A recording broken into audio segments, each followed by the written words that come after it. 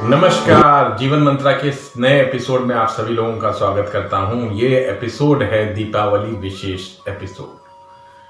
हम चर्चा करने जा रहे हैं धनतेरस पर्व की।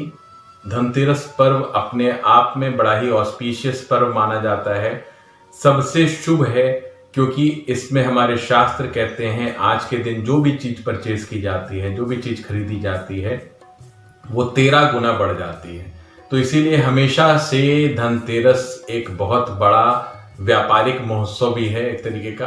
पूरे बाजार में आपको भीड़ दिखेगी, हर तरफ भीड़ ही भीड़ होगी, चाहे वो बर्तन की दुकान हो, चाहे वो सोने चांदी की दुकान हो, चाहे वो किसी भी तरीके की छोटी दुकान हो, बड़ी दुकान हो।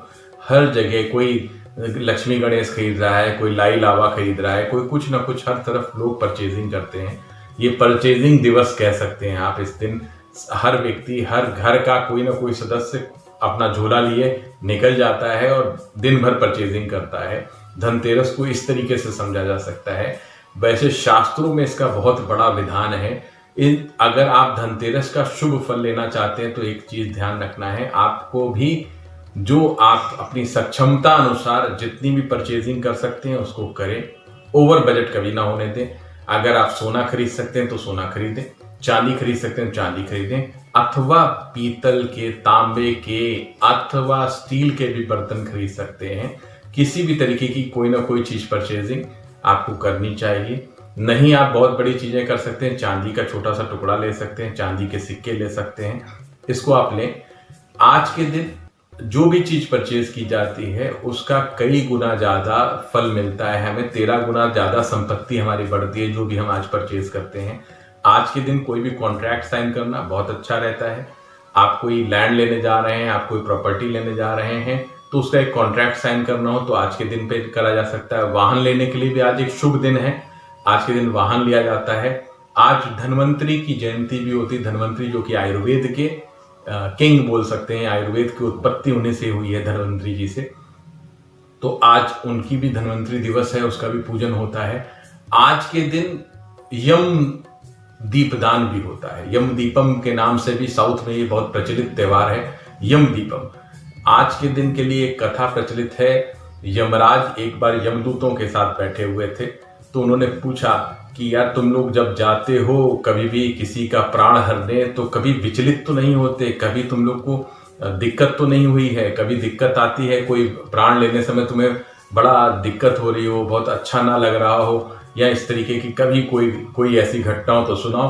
तो यमदूतों ने कहा एक बार ऐसा हुआ है महाराज, जब हम लोग गए थे एक राजकुमार का प्राण हरने। उसके विवाह के मात्र 4 दिन हुए थे और उसका विवाह के उपरांत 4 दिन बाद ही हमें उनका प्राण हरना पड़ा। तो वहां का जो चीख पुकार थी, क्रंदन था, रुदन था, वो हम लोग को भी व्यथित कर रहा था।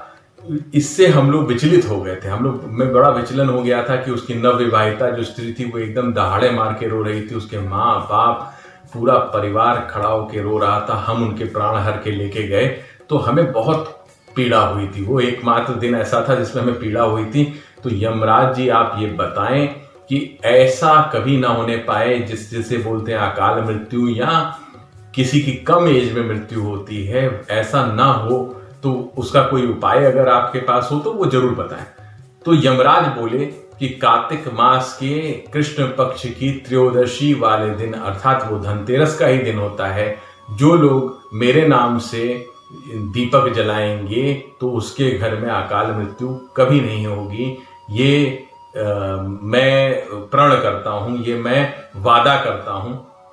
तो आज के दिन यानी धनतेरस वाले दिन संध्या काल में आपको अपने घर के बाहर, घर के द्वार के दोनों तरफ चावल की ढेरी लगा के साउथ दिशा में उस दीपक का मुंह रखना है।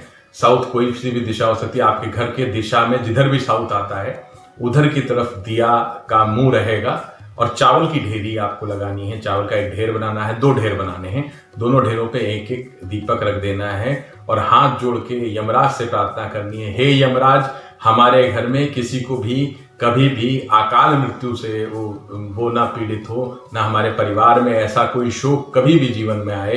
तो इस तरीके से यम दीपदान जो करता है वो सदैव ही उसके घर में कभी भी कोई अकाल मृत्यु नहीं होती। धनतेरस में पूजन मुहूर्त जो टाइमिंग होती है प्रदोष काल का बहुत बड़ा विधान है। 5:21 से 7:25 तक का इस बार 12 तारीख को प्रदोष है। कुछ कंफ्यूजन है, इंटरनेट पे आप देखें तो 13 तारीख को धनतेरस दिखा रहा है, जबकि ऐसा नहीं है। आप 12 तारीख को ही धनतेरस है। पंचांग भिन्नता के कारण ये एक विरोधाभास की स्थिति बन गई है। तो 12 तारीख को धनतेरस है।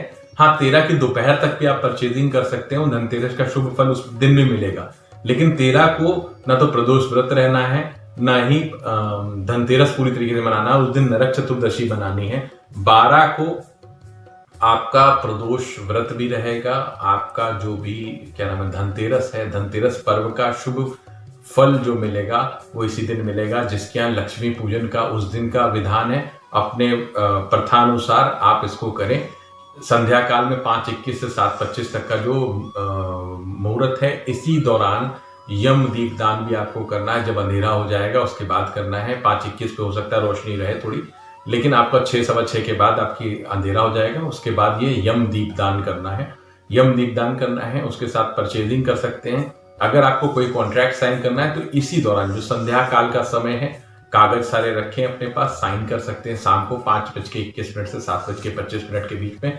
ये आप अगर कोई प्रॉपर्टी के पेपर साइन कर रहे हैं या कोई किसी चीज की बुकिंग कर रहे हैं, वो आप व्हीकल की भी हो सकती है, फ्लैट की भी हो सकती है, तो आप किसी तरीके की परचेजिंग कर रहे हैं तो समझिए ये 13 गुना ज्यादा फलदायी हो सकता है। तो इस दिन का सदुपयोग करना आपके लिए बहुत आवश्यक है। आज का दिन अत्यंत शुभ होता है। धनतेरस पर्व वाले दिन से ही दीपदान शुरू हो जाता है। जिन व्यक्तियों के घर में वास्तु दोष है, मैं ये एक छोटा सा उपाय बता रहा हूं, इतना सरल उपाय है जिसको आप कर सकते हैं, और फ्लैट में रहने वाले हर व्यक्ति को इस उपाय को अवश्य करना चाहिए। क्योंकि फ्लैट में वास्तु दोष होता ही होता है, वो उसको आप हटा नहीं सकते। चाहे जितना बढ़िया, आप जितने बड़े बिल्डर का आपने फ्लैट लिया होगा, वास्तु दोष में होगा ही होगा। उस पर हम दूसरा एपिसोड फिर कभी करेंगे।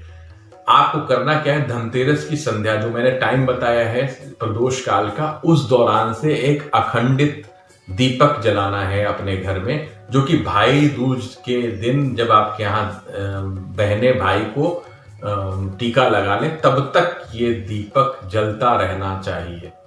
मतलब इसका विशेष ध्यान रखना है, ये खंडित नहीं होना चाहिए, अखंडित होना चाहिए।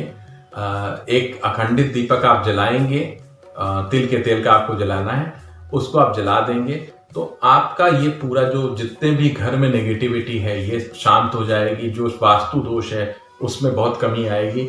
आप इसको देख सकते हैं, इस वर्ष आप करेंगे और अगली दीपावली पे इसको जज करेंगे, आप बैठ के एनालाइज करेंगे कि इस वर्ष में मेरे साथ क्या अच्छा हुआ। तो वो आपको समझ में आएगा कि जो चीजें पहले नहीं बन रही थी वो चीजें अब आगे सही होने लगी। ये सबसे सरल उपाय है। धनतेरस वाले दिन से अखंडित दीपक आपको जलाना है, जो कि भाई दूज तक जलेगा। इस वीडियो को ज्यादा से ज्यादा लोगों तक शेयर जरूर करें, क्योंकि ये एक ऐसी जानकारी है जिससे लोगों को लाभ हो सकता है, और लाभ आपके द्वारा होगा तो इस पे आपका भी लाभ होगा। क्योंकि अगर आप किसी का लाभ करते हैं तो 10% यानी दशांश आपको मिलता है, इसमें कोई संशय नहीं, ये हमारे शास्त्र का वचन है। तो अच्छे कार्य करते जाइए। इस दीपावली की आपको हार्दिक शुभकामनाएं, मेरी तरफ से हार्दिक शुभकामनाएं। लाइक, शेयर और कमेंट जरूर कीजिएगा। आज के लिए इतना ही, कल दूसरे एपिसोड